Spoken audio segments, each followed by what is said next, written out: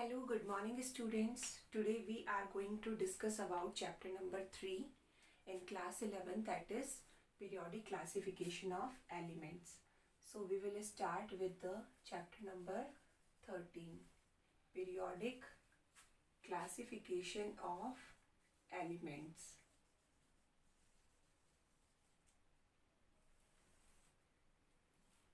So we are going to start from the modern periodic table. Okay, before that so many scientists were there like Mendeleev, Dobriner, Newland, Moseley, Lothar-Meyer. So many scientists were there who gave their ideas regarding the discovery of element, regarding the periodicity of the elements. Okay, so we are going with the modern periodic law. So actually what happened, that Moseley was a scientist. He took a metal, okay, he took a metal, and over this piece of metal he bombarded the high electrons with a very high speeds. When the electron with very high speed are bombarded over this metal, then from here the X-rays are produced. These are the X-rays. So X-rays were produced from here. He noticed the frequency of X-rays, and he was, every time he was taking a different metal and he was observing the frequency of the X-rays which were emitting. Okay, so when he observed the frequency of X-ray and then he actually related it with the matter, then he observed that the frequency of element is proportional to the atomic number. Means there was some relation between the frequency of element and the atomic number. Okay, so he gave a relation like this, that the square root of frequency is directly proportional to the atomic number, that is Z. And in this way we can write it that is equals to A Z minus B. This is the actual relation which was given by the Moseley. Okay, if we draw the graph between the frequency and the Z, then we will get a straight line graph between both the frequency and the atomic number. So he explained all this. By explaining all these things, he actually modified the periodic law given by Mendeleev, and he gave the modern periodic law.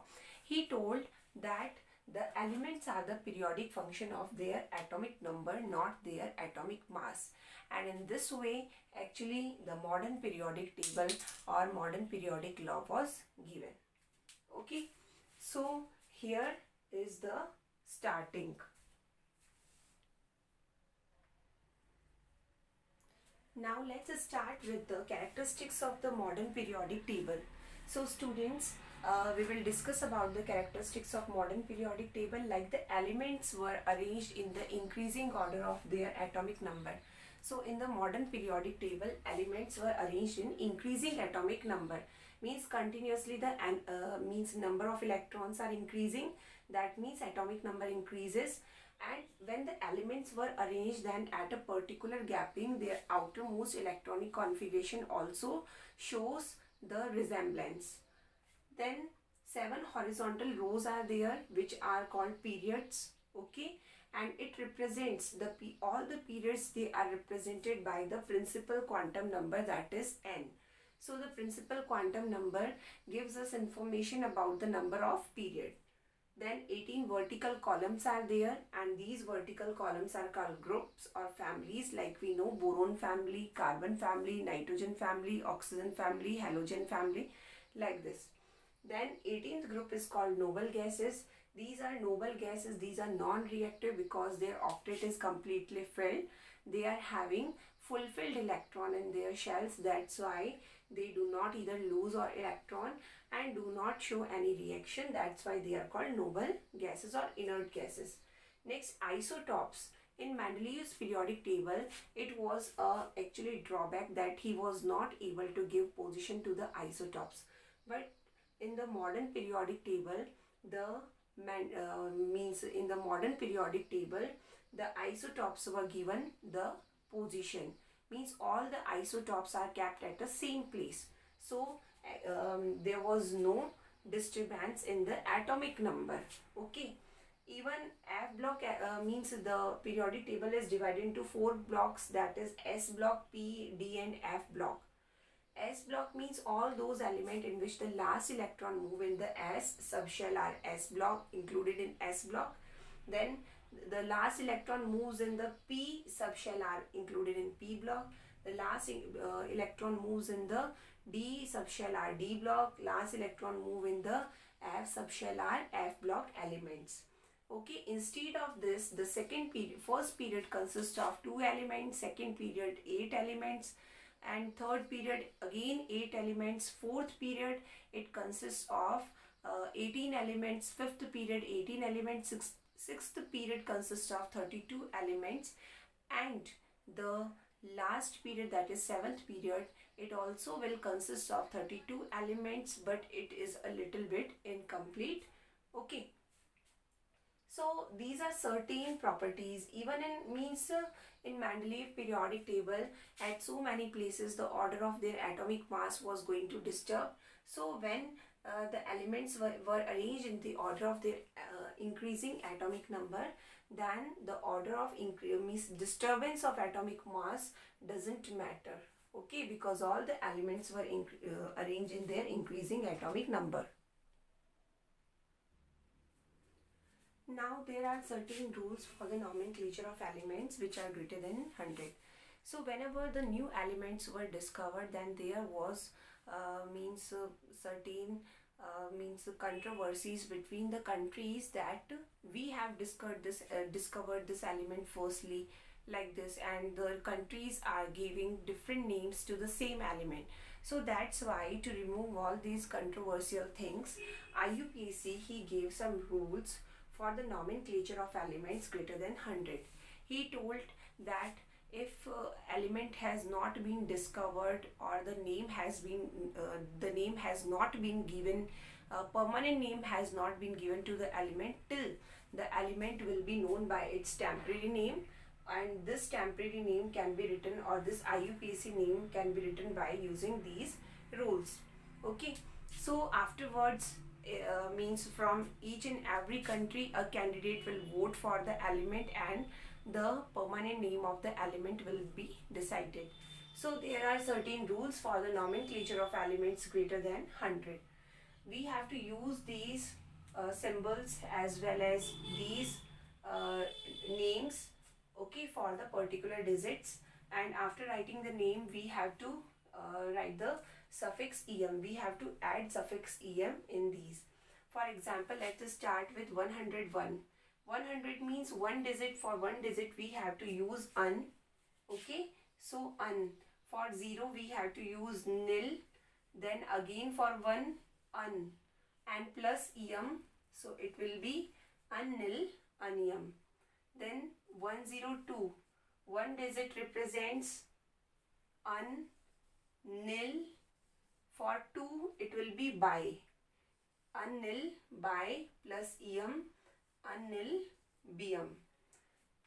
Similarly, if we go for 105, then un, nil, pentium, pent-ium, anil pentium. 111, anium.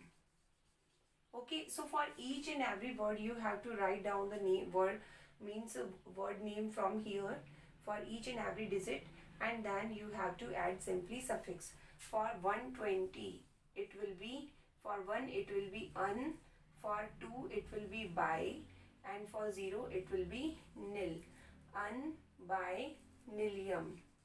Okay, so in this way we can write down the electronic IUPAC name of the elements. Even we have to write down the symbol also. Like for 101 our symbol will be UNU. Second one, for 102 UNB.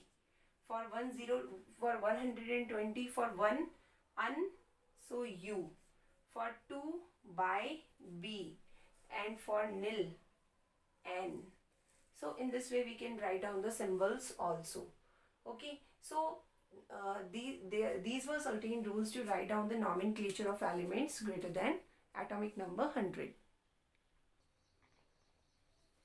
Students, now let's discuss about some properties. Okay, since the periodic table is divided into four blocks S, P, D and F, let's discuss about the S block. So what are the S block? Group number 1 to 2 means first and second groups, they are included in the S block because the outermost electron is filled in the S subshell. So it starts with the lithium to the francium and beryllium to the radium. Okay, these are the S block. Now group number 13 to group number 18, they are called P block elements. They are called by different names like boron family, carbon family, nitrogen, oxygen family, fluorine family or halogens. Oxygen family is also called chalcogens, and these are 18th group which are called noble gases. Okay, now let's come to the D block elements. Group number 3rd to continue with group number 12. These elements are called the S block elements. Okay, these are called the D block elements. So it starts with the scandium. From 3rd to 12th group, they are the D block elements. Why they are called D block elements or transition elements? Because one thing is that they are actually found in different oxidation state, means they can donate the different number of electron like +2, +3, +5, +7, means they show different type of oxidation states, as well as means that's why they are called transition element, and also they shows colored ions. Okay, they give different type of colors. One more thing is there, students, that since scandium it starts, means D block starts with 4th period, then scandium, then yttrium, 5th period, 6th period lanthanum and so on, 7th period actinium and so on. The 4th period, in 4th period, if we will see, the outermost electron is going to be filled in the 3D orbital. That's why this is called 3D transition series. The elements of period number 5th represent 4D transition series. Elements of 6th period represent 5D transition series, and elements of period number 7 represent the 6D transition series, because the elements are filled in such orbitals only. Now after lanthanum, the atomic number of lanthanum is 57. So after lanthanum, 14 elements are there which are kept at in the form of certain blocks below the periodic table. These are called lanthanoids from cerium to lutetium. From atomic number 58 to 71 it is, and these are called lanthanoids. And from actinium onwards, 17 elements have been placed at the below the periodic table in the form of columns, and these are called the actinoids. Okay, so these are the actinoids, these are the lanthanoids. Okay, these are also called lanthons, these are also called actinons. Okay, in these in these elements, the electron moves in the F orbital, so that's why they are called F block element. In this means lanthanoids, in lanthanoid the electron is filled in 4F group, 4F subshell, so that's why they are called 4F inner transition series. After thorium, here uranium is there, so in actinoids the electron is filled in 5F orbital, that's why they are called 5F inner transition series. One more thing is there, students, after uranium the atomic number of uranium is 92. So after uranium, all the elements discovered, they are called the trans-uranium elements, or these are also called as para-uranium elements. Okay, so this is about the general characteristics of the periodic table.